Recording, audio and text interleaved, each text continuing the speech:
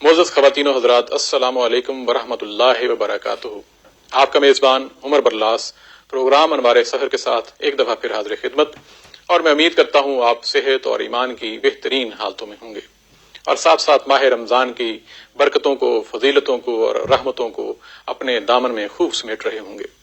ناظرین، حضرت ابو بکر صدیق رضی اللہ تعالیٰ عنہ کا نام جو تھا وہ حضرت عبداللہ تھا، اور ابو بکر آپ کی کنیت تھی۔ ابو بکر آپ کے ذہنوں میں آیا ہوگا کہ بکر نام کا کوئی ان کا بیٹا تو نہیں ہے۔ یہ عربوں میں ایک یہ بھی تھا کہ بکر جو ہے وہ خاص طور پہ ایک نوجوان اونٹ کو کہتے تھے، تو بعض اوقات وہ بچوں کے ساتھ منسوب کر لیتے تھے، لہٰذا اس اعتبار سے ابو بکر جو ہے وہ آپ کی کنیت بنی۔ آپ کے والد کا نام عثمان تھا، جن کی کنیت تھی ابو قحافہ، اور اس طرح آپ دیکھتے ہیں تو آپ کو صدیق کا جو ہے وہ لقب ملا۔ بعض جگہوں پہ عتیق کا بھی آتا ہے، تو آپ کی شخصیت کے دو لقب تھے، عتیق اور صدیق، لیکن جو زیادہ جانا جاتا ہے وہ صدیق ہے۔ اس کے پیچھے دو چھوٹے چھوٹے واقعات ہیں اگر ہم دیکھیں۔ ایک تو حضرت انس رضی اللہ عنہ روایت کرتے ہیں، بخاری شریف کی روایت ہے کہ ایک دفعہ حضور اکرم صلی اللہ علیہ وآلہ وسلم کے ساتھ حضرت ابو بکر صدیق، حضرت عثمان اور حضرت عمر رضی اللہ تعالی عنہم یہ سارے کھڑے تھے، یہ احد کے پہاڑ کے اوپر۔ تو احد کے پہاڑ نے تھوڑی سی جنبش لی، تو اس پہ اللہ کے رسول نے فرمایا کہ اے احد، اپنے آپ کو پرسکون کر لے، یعنی کہ مفہوم یہ ہے، یا بعض جگہوں پہ ایسا بھی ہے کہ رک جا، تمہارے اوپر جو ہے وہ ایک نبی کھڑا ہے، ایک صدیق کھڑا ہے، اور دو شہداء کھڑے ہیں۔ اب یہ دیکھیں، یہ نبی کا ہی کمال ہوتا ہے کہ وہ چیزوں کو دور تک جو ہے وہ پہچانتے ہیں، دیکھتے ہیں۔ یہاں سے بھی جب کہا گیا کہ ایک صدیق کھڑا ہے، تو حضرت ابو بکر صدیق کی ہی طرف اشارہ تھا، کیونکہ حضرت عثمان رضی اللہ تعالیٰ عنہ اور حضرت عمر رضی اللہ تعالیٰ عنہ آپ جانتے ہیں کہ وہ بعد میں دونوں شہید ہوئے تھے۔ اسی طرح ایک اور واقعہ ہے، آپ جانتے ہیں کہ جب حضور اکرم صلی اللہ علیہ وآلہ وسلم کو مسجد اقصیٰ کی سیر کروائی گئی، تو اس کے بعد اگلے دن کفار مکہ کو جب اس بات کی خبر ہوئی، تو انہوں نے اس چیز کا بڑا ہنسی مذاق اور ٹھٹھا کیا۔ کچھ کفار جو تھے، کفار مکہ، جن میں ابو جہل اور اس کے جو ساتھی تھے، انہوں نے سوچا کہ کیوں نہ ابو بکر کے پاس جایا جائے اور یہ بات ان سے کی جائے، کیونکہ وہ اللہ کے رسول کے بہت قریبی ساتھی ہیں، تو وہ کیا کہتے ہیں اس انہونی بات پہ۔ تو جب وہ کفار مکہ حضرت ابو بکر صدیق رضی اللہ تعالیٰ عنہ کے پاس آئے، تو انہوں نے وہ سارا جو ہے واقعہ بیان کیا کہ اس طرح جو ہے آپ کے رسول جو ہے وہ اس طرح بات کر رہے ہیں، تم کیا کہتے ہو؟ تو حضرت ابو بکر صدیق رضی اللہ تعالیٰ عنہ نے سوال پوچھا کہ کیا آپ نے واقعی یہ جو بات آپ بتا رہے ہو ایسے ہی سنی ہے اللہ کے رسول کے منہ سے؟ تو وہ یہ شاید سمجھے کہ چونکہ انہونی سی بات ہے، شاید ابو بکر بھی اس پہ یقین نہ کرے، تو اندر سے بڑے خوش ہوئے، انہوں نے کہا کہ بالکل ایسے ہی ہم نے سنی ہے۔ تو پھر جواب تھا حضرت ابو بکر صدیق رضی اللہ تعالیٰ عنہ کا کہ اگر آپ نے ایسا ہی سنا ہے تو یقیناً ایسا ہی ہوا ہوگا، کیونکہ اللہ کے نبی کبھی جھوٹ نہیں بولتے۔ تو اس سے بھی جو ہے وہ بعد میں اس واقعے کے بعد بھی کہ بغیر تحقیق کیے، بغیر اللہ کے منہ سے سنے ہوئے، کفار کے منہ سے جب سنا، تو آپ نے سچائی کو بالکل مور ثبت کر دی کہ یہ واقعہ سچا ہے۔ تو اس اعتبار سے بھی ان کے بعد بھی، اس واقعے کے بعد بھی آپ کو صدیق کے نام سے جانا پہچانا جانے لگا۔ یہ آپ جانتے ہیں کہ آپ نے بھی پڑھ رکھا ہوگا، حضرت ابو بکر صدیق کی جو شخصیت تھی بڑے دبلے پتلے تھے، رنگت جو تھی ان کی سفید تھی، اور وہ بالکل ایک نحیف الجسم اور بڑے رقیق القلب تھے، اور ان کی جو سفید سر کے بال تھے اور سفید ہی ان کی داڑھی تھی، بلکہ یہاں تک بھی آتا ہے کہ آپ آخری عمر کے آخری حصے میں خاص طور پہ بالوں پہ مہندی لگایا کرتے تھے۔ آپ کا جو حسب نسب ہے اس اعتبار سے وہ ایک لمبی اسٹوری ہے، چھٹی جو ہے وہ پشت میں آپ کا جو نسب ہے وہ اللہ کے رسول کے ساتھ مل جاتا ہے۔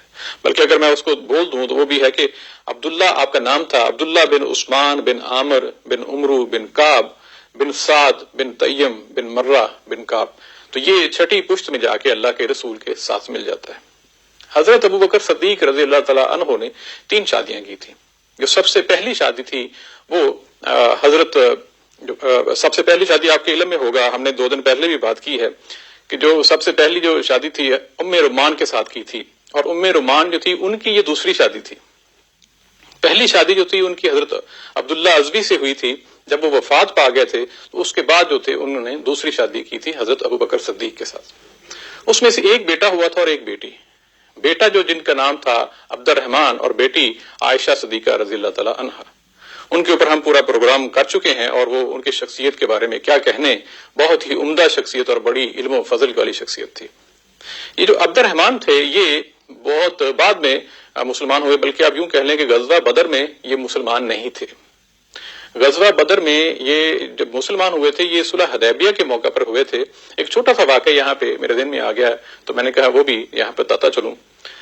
غزوہ بدر کے بعد جب یہ مسلمان ہو گیا صلح حدیبیہ کے موقع پہ، اور اس کے بعد ایک دفعہ انہوں نے کہا کہ ابا جان، حضرت ابوبکر صدیق سے کہا کہ ابا جان، آپ کو پتا ہے کہ غزوہ بدر کے ایک موقع پر آپ میری تلوار کے نیچے آ گئے تھے یا ان کی زد میں آ گئے تھے، لیکن میں نے آپ کو چھوڑ دیا تھا۔ تو جب حضرت ابوبکر صدیق رضی اللہ تعالیٰ عنہ نے یہ سنا تو آپ نے فرمایا عبد الرحمن، اگر تو میری تلوار کے نیچے آ جاتا تو میں تمہیں نہ چھوڑتا۔ اب یہاں سے ایک نقطہ یہ بھی ملتا ہے کہ جو رشتہ ہے وہ اسلام کا ہی ہے، جو رشتہ ہے وہ دین کا ہی ہے۔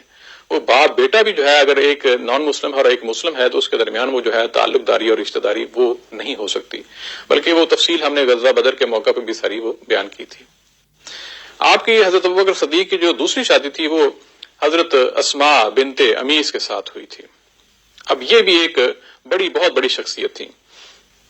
ان کے 3 بچے ہوئے تھے، جس میں ایک بیٹی تھی جس کا نام تھا حضرت اسماء رضی اللہ تعالی عنہا، اور 2 بیٹے تھے جن کا نام تھا حضرت عبداللہ اور دوسرے کا نام تھا حضرت محمد بن ابو بکر۔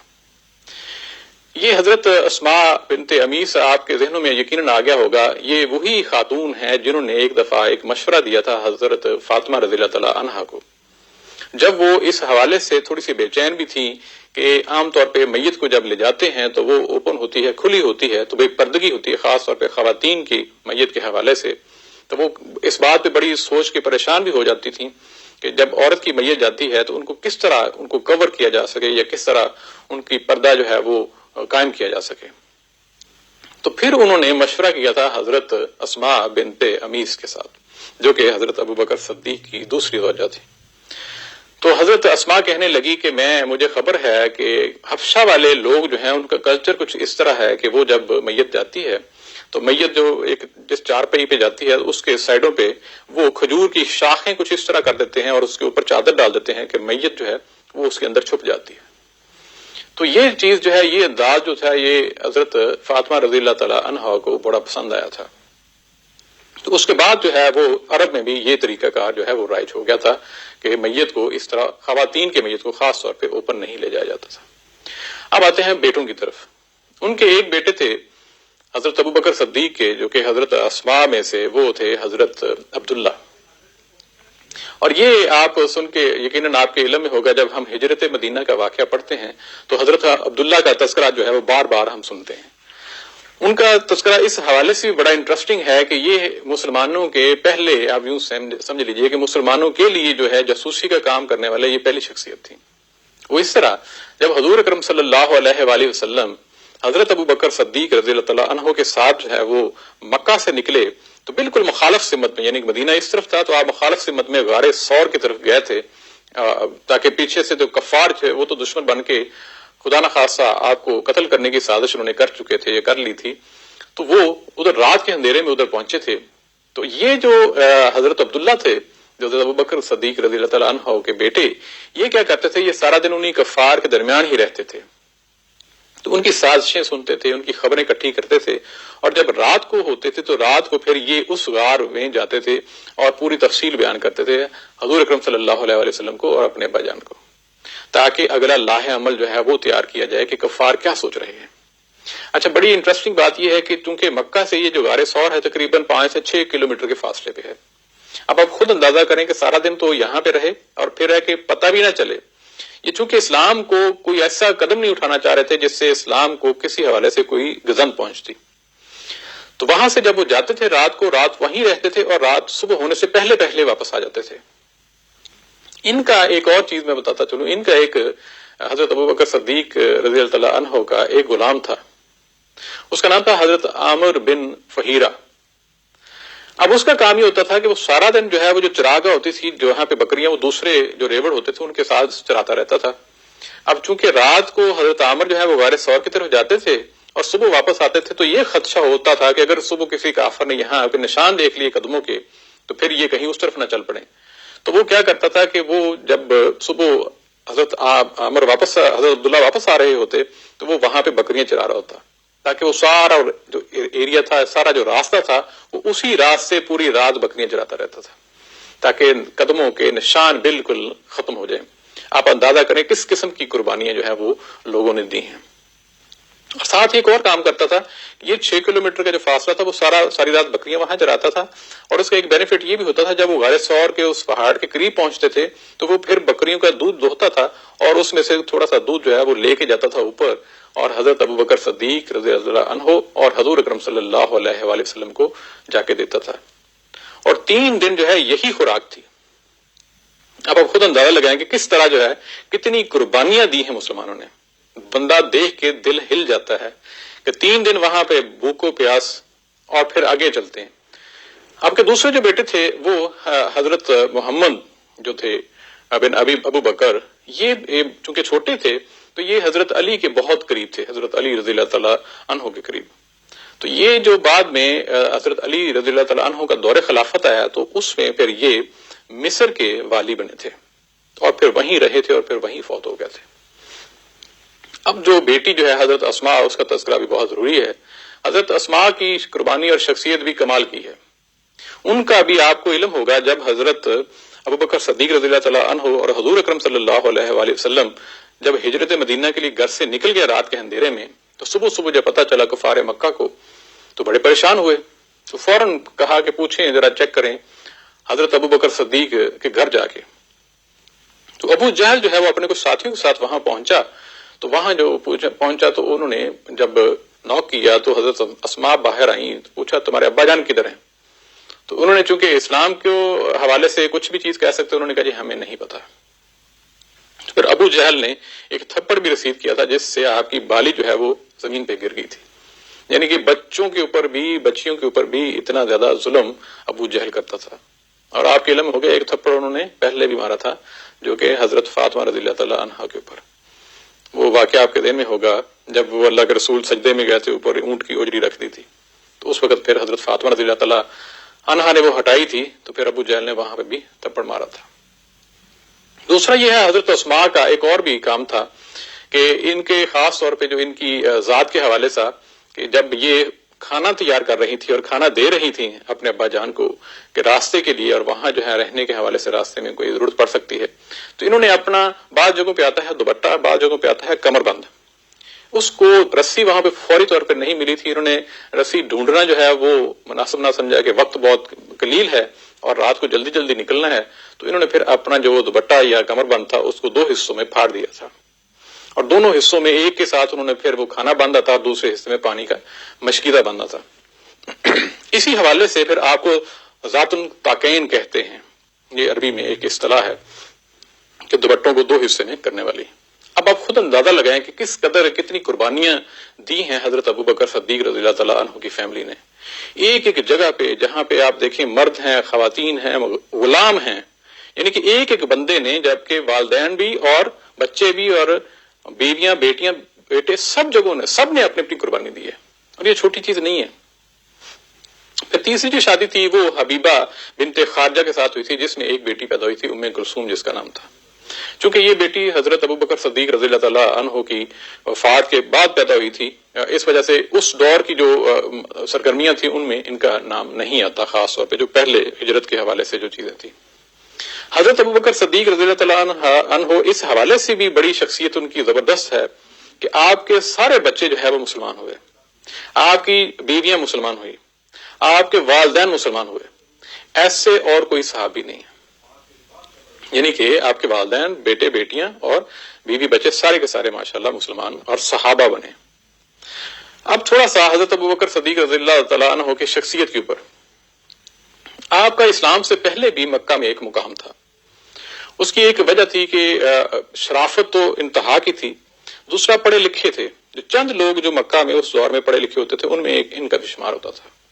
بلکہ یہ کہا جاتا ہے کہ جو دیت کے جو فیصلے ہوتے تھے اور جو خاص طور پہ قتل کے فیصلے تھے وہ حضرت ابوبکر صدیق ہی کرتے تھے، یا یہ ان لوگوں میں شامل تھے جو کرتے تھے۔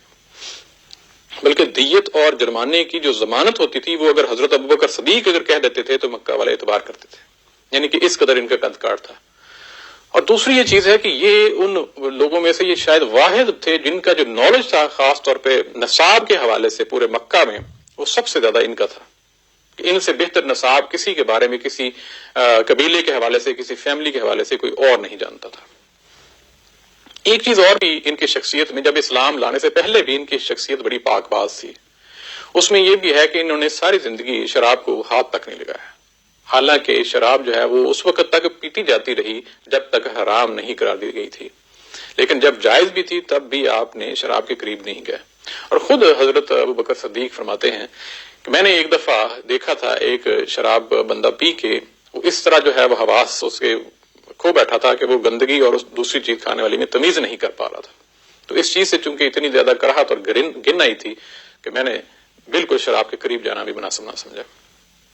دوسری ان کی شخصیت کی ایک اور وجہ بھی تھی، کیونکہ بت پرستی کا عالم تھا.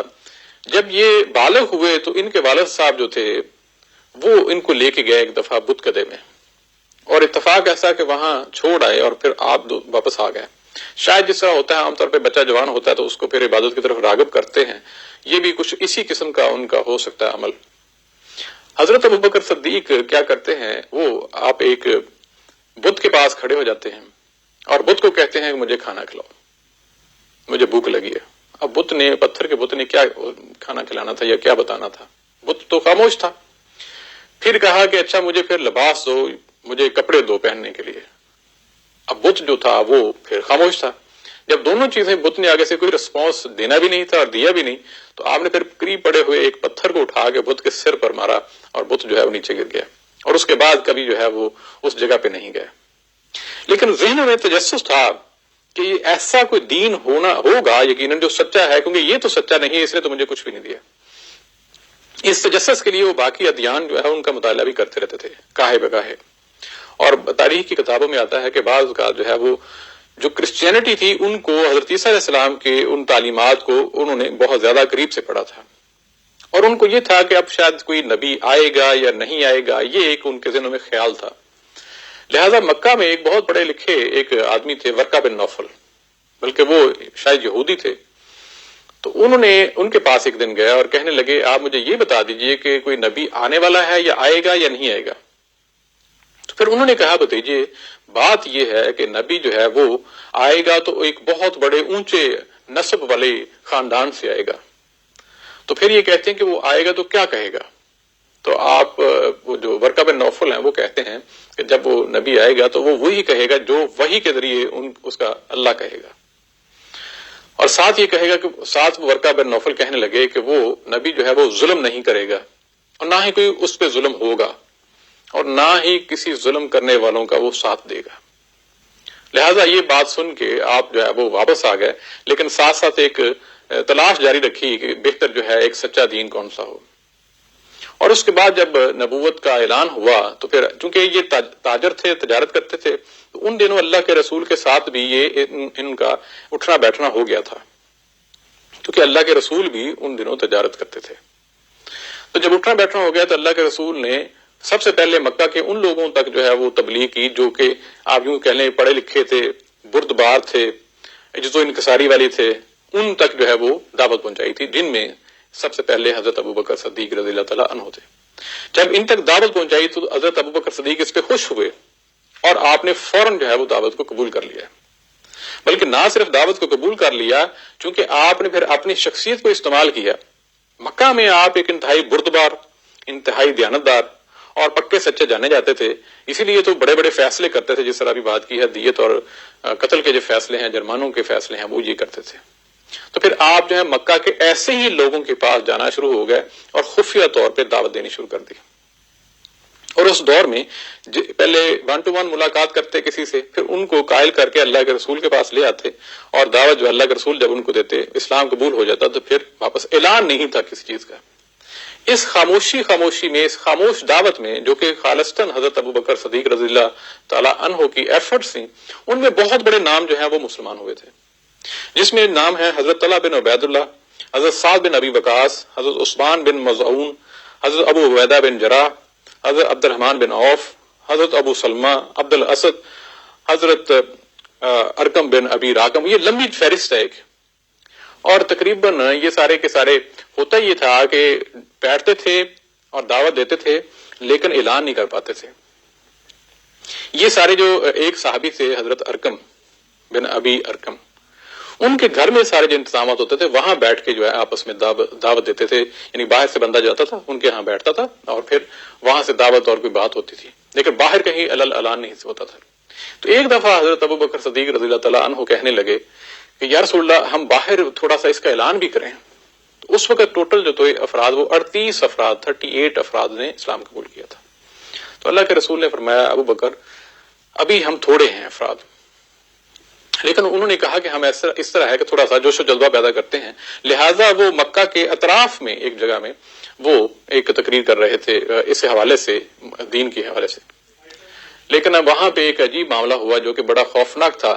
وہاں پہ ایک شخص سے جن کا نام تھا عتبہ بن ربیعہ، وہ آئے اور انہوں نے آپ پہ حملہ بول دیا. آپ کو اتنا شدید زخمی کر دیا، اتنا زدوکوب کر دیا کہ بعد میں جب پتہ چلا آپ کے قبیلے والوں کو تو وہ فوراً بھاگے ہوئے آئے. انہوں نے عتبہ کو سائڈ پہ کیا اور آپ کو آپ کے گھر لے گئے اور بالکل لہو و لہان، چہرہ سارا جو ہے وہ لہو میں سے بھرا ہوا تھا. بلکہ آپ کی بیٹی حضرت اسماء فرماتی ہیں کہ ہم جب سر کو ہاتھ لگاتے جس جگہ پہ تو وہاں سے بال گر جاتے تھے. تو جب تھوڑا سا بڑی دیر بعد جب ہوش دلاتے رہے، ہوش نہیں آ رہا تھا، ہوش جب آیا تو سب سے پہلے یہی کہا کہ اللہ کے رسول کیسے ہیں. تو یہ جب سنا تو قبیلے والوں نے کو اچھا نہ فیل کیا کہ یہ بات انہوں نے پھر ادھر سے شروع کر دی ہے. لہذا وہ ان کو وہاں سے جو ہے وہ چھوڑ کے جانے لگے اور ساتھ ہی ان کی والدہ کو کہا ان کو کچھ کھلا دینا. اب والدہ پاس آئیں، میں مختصر کرتا ہوں چونکہ بریک کا بھی وقت ہے. والدہ پاس آئیں تو انہوں نے بھی اسی طرح جو ہے وہ کھانے پینے کی بات کی. تو آپ نے یہی کہا کہ مجھے یہ بتائیں کہ اللہ کے رسول کیسے ہیں. پہلے تو والدہ خاموش رہیں، جب دوبارہ کہا تو انہوں نے کہا مجھے بالکل پتہ نہیں. پھر آپ نے والدہ سے کہا آپ ایک کام کیجئے، آپ جو ہے وہ ام جمیل بنت خطاب کے پاس جائیے. اور وہ کون تھی؟ وہ حضرت عمر رضی اللہ تعالیٰ عنہ کی بہن تھی جن کا نام تھا فاطمہ. وہ خاموشی سے خفیہ طور پہ مسلمان ہو چکی تھی لیکن اعلان نہیں تھا. لہٰذا ان کی والدہ جب وہاں گئیں اور وہاں جا کے انہوں نے کہا کہ اس طرح جو ہے ابو بکر پوچھ رہے ہیں، آپ بتاؤ. اب وہ تو بالکل خاموش تھی کیونکہ انہیں پتہ ہی نہیں تھا کہ اسلام جو ہے وہ اعلان تو کہیں ہوا ہی نہیں تھا. تو انہوں نے کہا کہ میں نہیں جانتی لیکن میں آپ کے ساتھ چلتی ہوں. جب ساتھ گئیں تو دیکھا تو حضرت ابو بکر صدیق بالکل لہو لہان تھے، برا حالات بہت زخمی، پورا جسم. تو وہاں میں انہوں نے ایک کفار کو ایک بہت بڑا اس طرح بھی کہ اللہ تہس نہس کر دے، کفار کو اللہ ضرور بدلہ لے گا، اس طرح کی انہوں نے اسٹیٹمنٹ بھی دی. اور ساتھ پھر حضرت ابو بکر صدیق یہی پوچھ رہے تھے رسول اللہ صلی اللہ علیہ وآلہ وسلم کا کیا حال ہے. تو انہوں نے کان کے قریب آ کے کہا کہ ابو بکر آپ کی ماما آپ کی والدہ سن رہی ہیں. تو آپ نے فرمایا ان کی آپ پریشان نہ ہوں، آپ یہ بتائیے کہ اللہ کے رسول کا کیا حال ہے. اتنے زخموں کے چور ہونے کے باوجود تو پھر انہوں نے کان میں ہی کہا کہ وہ خیریت سے ہیں. اور پھر آپ نے کہا کہ وہ کہاں پہ ہیں؟ تو انہوں نے کہا کہ وہ اس وقت دارالارقم میں ہیں. تو پھر حضرت ابو بکر صدیق رضی اللہ تعالیٰ نے قسم اٹھائی کہ اللہ کی قسم میں اس وقت تک نہ کھاؤں گا نہ پیوں گا جب تک میں اپنی نظروں سے اللہ کے رسول کو نہ دیکھ لوں. لہذا ان دونوں خواتین نے یعنی کہ حضرت ابو بکر صدیق کی والدہ اور ام جو جمیل تھیں انہوں نے سہارا دیتے ہوئے رات کی تاریکی میں وہ دارالارقم گئے. وہاں پہ اللہ کے رسول تشریف فرما تھے. جب دیکھا تو شکر الحمدللہ کہا، اور اس حالت میں جب اللہ کے رسول نے دیکھا تو وہ بھی زارو گتار رونا شروع ہو گئے اور جھک کے جو ہے ان کو بوسہ دیا. اور آپ حضرت ابو بکر صدیق رضی اللہ تعالیٰ عنہ اللہ کے رسول سے فرمانے لگے یا رسول اللہ میری ماں کے لیے دعا کر دیجیے. اللہ کے رسول نے فوراً دعا کی اور دعا کے بعد وہیں بیٹھے بیٹھے جو حضرت ابو بکر صدیق رضی اللہ تعالیٰ عنہ کی والدہ انہوں نے اسلام قبول کر لیا.